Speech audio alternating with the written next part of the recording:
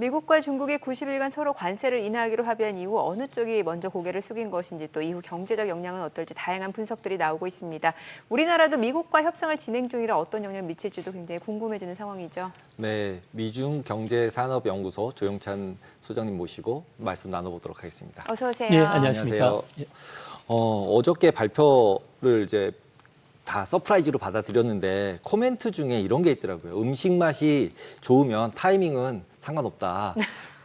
이런 말을 이제 아예 그 선언문에 썼더라고요. 그리고 그 얘기가 이제 보통 얘기할 때 중국 사람들은 이제 네 글자 성어로 이렇게 얘기를 하는데 이게 속뜻이 있는 건가요? 아니면 진짜로 뭐 그냥 타이밍은 진짜 상관없으니까 괜찮은 거다라고 하는 건지 한번 정확하게 설명을 해주시면 좋을 것 같아요. 이런 단어가 무슨 얘기인지 도대체. 중국에서는 뜻깊을 때 이제 음식과 관련 이야기를 많이 하는데요. 아무리 골목이 깊어도 음식점 맛이 좋으면은 사람이 항상 몰릴 수 있다는 이야기도 있고요. 또 이번처럼 좋은 음식과 관련된 이야기들을 많이 하는 것을 봐가지고는 중국도 이번 회담에 대해서 많은 기대를 했고 실제 많은 성과를 얻었다는 의미가 되는데요. 이번 회담과 관련해서 분명한 것은 지난 그 G20 재무장관과 중앙은행 총재 회의 때부터 이거와 관련된 협의를 했습니다. 그러면서 그 워싱턴에서 참석했던 중국 실무자들이 미국에 이야기하는 건 어정쩡한 상태의 관세율 인하 가지고는 자신들이 대폭적인 양보는 힘들다. 그러니까 대폭적인 양보를 하면은 중국도 여기에 맞대응해서 시장 개방이라든지 그리고 다양한 미국 기업의 시장 진출을 해서 실무 협상도 할 수 있고 펜타닐과 관련해서도 미국의 안전부 부장을 파견해서 미국과 협의를 하면서 갈등 관계를 해소시켜 주겠다고 이야기를 했고요. 그래서 이번에도 실질적인 최고 책임자라고 할 수 있는 허리펑 부총리 같은 경우에는 시진핑과 40년 친구 사이인데다가 현재 리짱 총리보다도 실권이 상당히 강한 사람이다. 정권을 갖고서 이번에 참여를 했고요. 지금 조금 전에도 강간우 대표님께서 이야기해 주셨듯이 스콧 베센트 같은 경우에는 백악관 안에 지금 최근에 들어와서 실세를 통하고 있고요.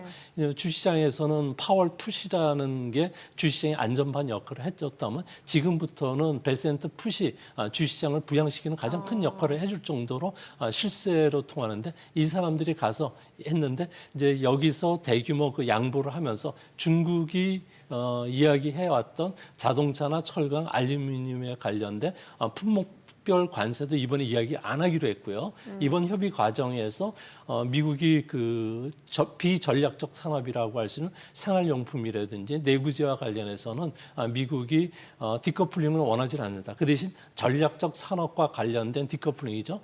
철강이나 항공, 반도체, 조선과 관련해서는 디커플링 추진하는 것에 대해서 그렇게 별다른 이의를 제기하지 않겠다.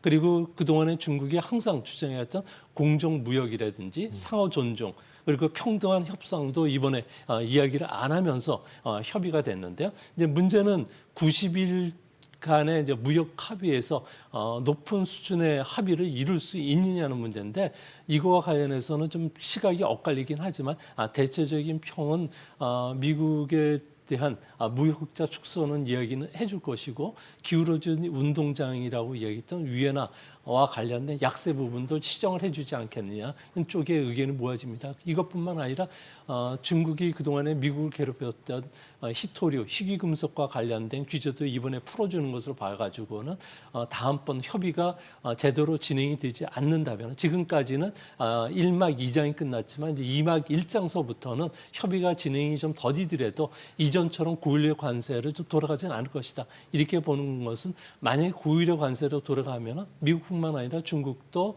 제재를 받게 될 뿐만 아니라 금융시장이 대규모 혼란이 또 초래가 될 수 있다는 거죠. 그래서 그런 측면에서는 이번에는 아무래도 좋은 결과가 좀 나오지 않을까 보입니다. 베센트 장관이 이제 얘기할 때 지금 이렇게 설정한 레벨이 상단이냐 하단이냐 이렇게 이제 기자가 질문했더니 하단이다. 이렇게 얘기를 했다는 얘기는 이번에 발표된 게 이제 저점이고 이제부터 협의하면서 계속 올릴 거야 이렇게 받아들이면 지금까지 나온 이제 관세 이슈에 대해서는 지금부터 과거에는 호재만 남아 있는 거였잖아요. 합의만 하면 호재야 이렇게 올라갈 거로 봤는데 지금 이제 어저께처럼 베센트가 오히려. 위 아래 중에 아래밖에 없어라고 얘기하면 이제부터는 악재밖에 안 나오는 거잖아요. 올리는 것만 뉴스가 하나씩 나올 테니까 그러면은 지금 이제 투자할 때는 되게 복잡해질 것 같은데. 최근에 주식시장을 보면은 그 미국 증시가 예상외로 강세를 보였거든요. 네. 근데 이 강세를 보인 이유 중에 하나가 트럼프의 그 유연한 관세 정책을 이끌었던 베센트 풋이 항상 존재했었고요.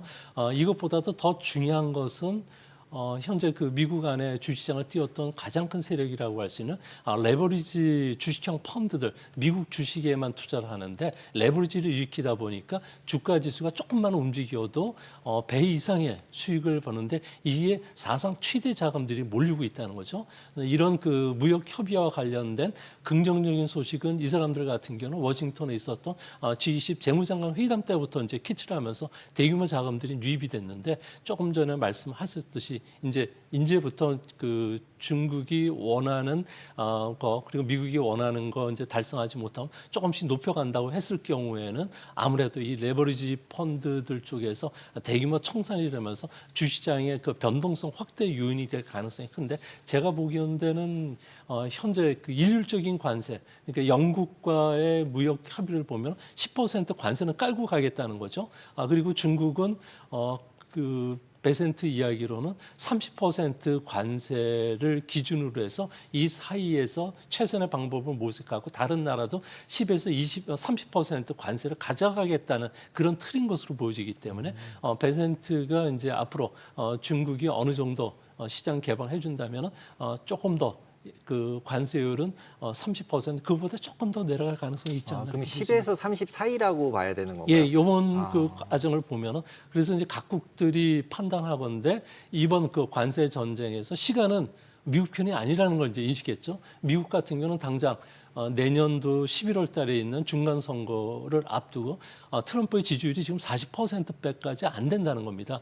그중에 무역 전쟁, 관세와 관련된 지지율은 20%밖에 안 되는 거고 이러다 보니까 당장 7월 4일 날 독립기념일까지 미국 같은 경우에는 그 부자 감세 영구화 시키는 거, 그다음에 감세 세대별 관세를 좀 낮추는 거 관련된 상하원 통과가 상당히 좀 그 공화당 의원들의 반발로 인해서 상당히 어려움을 겪고 있었습니다. 이 때문에 트럼프 같은 경우에는 부자와 관련된 증세를 이야기를 하면서 재정 건전화를 좀 이루겠다는 이야기를 돌아선 것도 이 때문인 것으로 보여진다는 측면에서 이제 앞으로 그 지지율과 관련된 부분들이 이번 그 협상의 가장 중요한 걸림돌이 되지 않을까 이렇게 보여집니다. 초부자 증세하는 예. 부분에 대한 거는 결국은 그냥 지지율 때문이었다. 예, 그렇죠. 예. 네. 그럼 딱 기한을 90일로 정한 이유는 혹시 뭐라고 다른 생각하세요? 나라들도 나라들도 대부분 90일간을 정했는데요. 이제 문제는 우리나라하고 일본과의 협상하는 과정에서 미국이 알게 됐다는 거죠. 산업 구조가 아예 다른 나라죠. 네. 그러다 보니까 미국 같은 경우에는 그 트럼프의 그 이기의 가장 큰 정책 틀이라는 것은 1944년부터 시작된 블레튼 우드 체제를 근본적으로 바꾼다는 거죠. 그러니까 이를 바꿈으로 인해서 그동안의 소비 대국인 미국 경제를 제조 대국으로 바꾸겠다는 거고요. 이와 관련해서는 위엔화와 달러와 관련된 약세 정책을 피겠지만 기축 통화 체제는 그대로 가져가겠다는 거고요. 그리고 동맹국가 관련해서는 응분의 그 부담을 지는 이런 정책을 쓰는데 이런 정책들을 이번에 관세 정책과 맞물려서 무역 협의를 할 때 패키지 딜도 다 이제 추진한다는 겁니다. 그러니까 패키지 T를 추진하는데 무역 적자가 큰 나라들 대상으로 하다 보니까 산업 구조도 다르고 그다음에 정책 방향도 달라서 이게 이제 좀처럼 해결되지 않는다는 거죠. 그래서 베센트도 이야기를 했고 그다음에 상부장관도 이야기했지만 이번 무역 합의는 상당히 길어질 수 있다.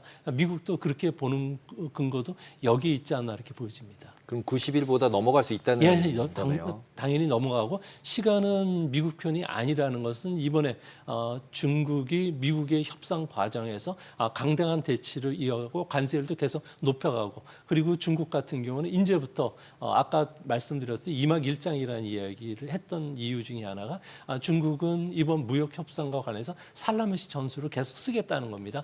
계속 들어갈 때마다 새로운 걸 제기하고 또 협상을 좀 딜레이하면서 가는데 이 때문에 그 월가 쪽에서는 미중 간의 무역 협상 트럼프가 이번에 협상수를 쓸 때 중국으로부터 많은 것을 받기 위해서 80% 관세가 적당하다는 이야기를 자신이 그 포코의 달인이라고 하면서도 패를 먼저 까 보였다는 거죠. 그 이야기 자체는 미국도 좀 급하다는 이야기고 중국도 1,600만 개의 일자리가 미국 관세로 인해서 사라질 위기에 처해 있기 때문에 이런 거와 관련해서 서로가 이제 합의를 봤는데 실제는 이제 협상 과정이 좀 더 길어질 수 있고 우리나라와도 안보 그다음에 그 환율과 관련된 패키지들을 성공시키기 위해서는 상당한 시간이 걸릴 필요가 있지 않나 이렇게 보여집니다. 그리고 이거와 관련해서 우리나라도 서로 주지 않겠다. 중국 사례에서 보여줬기 때문에 앞으로 90일간 그 기간이 있겠지만 이 기간을 넘길 가능성도 크지 않나 이렇게 보여집니다. 그것도 보면은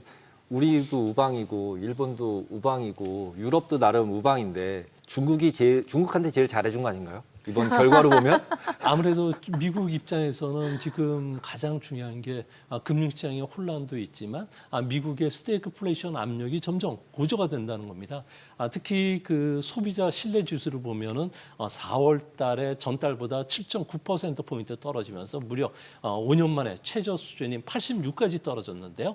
이 상황에서 지금 미국의 자동차 재고는 현재 57일 정도 남아 있다 그럽니다. 이제 가격 상승 압력을 받을 수밖에 없고 이 때문에 포드 자동차 같은 경우는 1년에 한 25억 달러 정도에 달하는 추가 비용도 되는 거고요.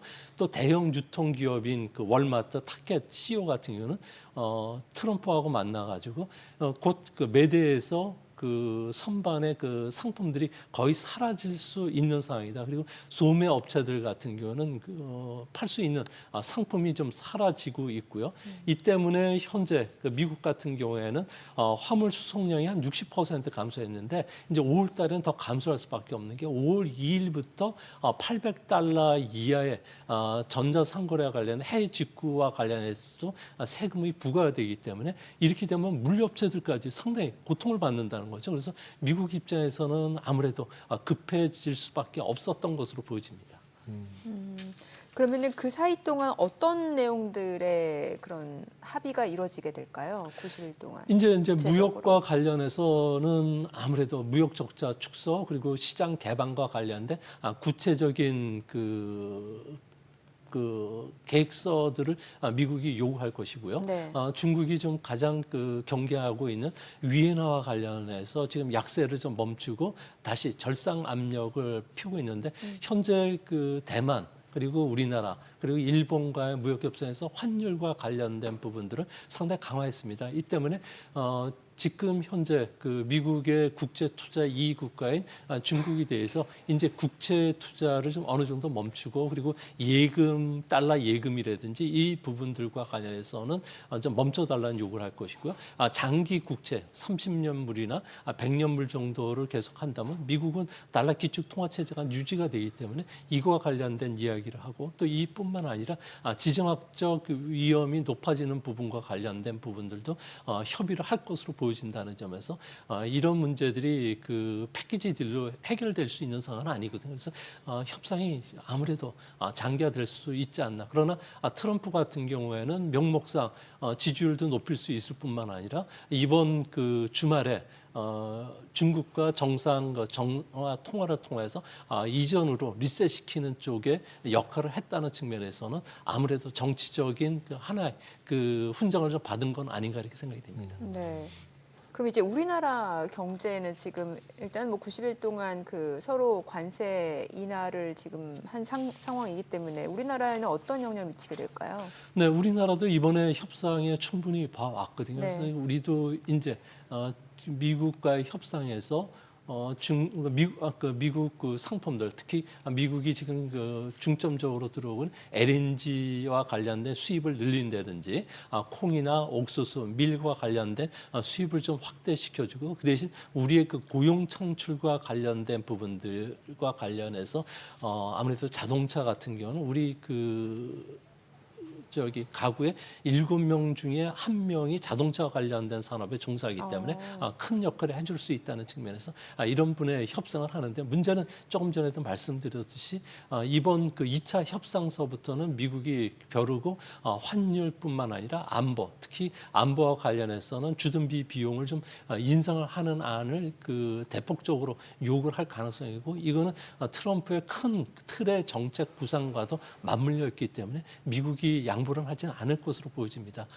다만 이번에 그 미국이 중국과 관련된 철강이라든지 과잉 생산 시설과 관련해서 전기 자동차, 배터리, 태양과 관련해 가지고 아무래도 압박을 가한다는 측면에서는 우리가 이 부분과 관련된 기업은 어부지리를 좀 얻을 가능성도 있지 않나 이렇게 보여집니다. 지금 조금 아까 말씀드린 태양광 같은 경우는 중국이 거의 시장 점유율 자체가 90% 이상이라고 돼 있어서 이제 미국에서 태양광이나 이쪽에 대한 비중을 계속 줄이려고 한다 일부러. 그러면 이렇게 관세를 매김으로써 다시 태양광이나 이런 것들이 조금 더 다른 나라들이 투자를 하거나 아니면 이럴 가능성도 있는 건가요? 네, 그렇습니다. 그 트럼프 같은 경우에는 뭐 전 세계를 대상으로 해서 인류 관세를 이제 부과를 하지만 품목별 관세는 이번 협상 대상에서 아예 제외가 됐거든요. 그런 측면에서는 앞으로 품목별 관세가 어느 쪽에 그 집중되느냐. 최근에 미국 같은 경우는 의약품을 중국에서 많이 수입을 합니다. 비타민 같은 경우는 거의 전 세계의 95%를 중국에서 옥수수에 추출해 가지고 쓰기 때문에 아무래도 링거제라든지 이런 것들은 거의 전적으로 그 중국에 의존하고 있는데 여기에 이제 관세를 부과하기 시작하고 태양광 패널뿐만 아니라 미국에 수출되는 전기, 자동차, 배터리와 관련해서도 품목별 관세를 언제든지 매길 수가 있다는 측면에서는 상대적으로 우리한테는 좀 수혜가 되지 않을까 보여집니다. 영국과의 그 무역 합의를 주목하실 필요가 있는데 네. 영국 같은 경우에는 미국과의 무역에서 항상 110억 달러 정도 적자를 보는 나라입니다. 네네. 미국은 흑자를 보는데 무역 합의하는데 5년이 걸렸습니다. 아무래도 이런 부분들을 우리가 참조를 하면서 해야 되지 않나 보여지고요. 자동차 관세를 그 영국에 대해서는 미국이 10만 대라고 했는데 10만 대 자체가 에스턴 마틴이라든지 롤스로이스라든지 그 미니라는 그 자동차와 관련해서 이제 부과가 되기 때문에 그런 측면에서 보면은 그 10만 대 효과가 크지는 않지만 우리 같은 경우는 자동차와 관련된 무역 흑자가 350억 달러 정도 되니까 아무래도 이 부분과 관련해서는 우리가 좀 더 노력을 해야 되지 않나 이렇게 보여집니다. 10만 대가 이게 영국이 미국한테 파는 전체라 그러더라고요. 예. 그래서 전체 관세를 깎아준 거라고 얘기를 다 하고 있으니까 깎아줘서 오히려 영국은 더 회피하지 않을까 그런 생각도 드네요. 그러면 우리나라 같은 경우 그런 자동차나 이런 부분들은 지금 현재 있는 수출입 대금으로 보면은 영국처럼 뭔가 혜택을 보는 상황은 아닌 거잖아요. 네, 분명히는 자동차와 관련된 철강과 관련된 부분에 대해서는 트럼프가 분명히 얘기를 했는데요. 제조 가동률을 올려주겠다는 이야기를 했고 이거 선거 공약이고 아무래도 중간 선거 이전까지는 이 부분을 우리가 25%보다는 좀 많이 깎을 수는 있어도 10% 이하로 깎기는 현재로서는 상당히 어렵지 않나 이렇게 보여지고요.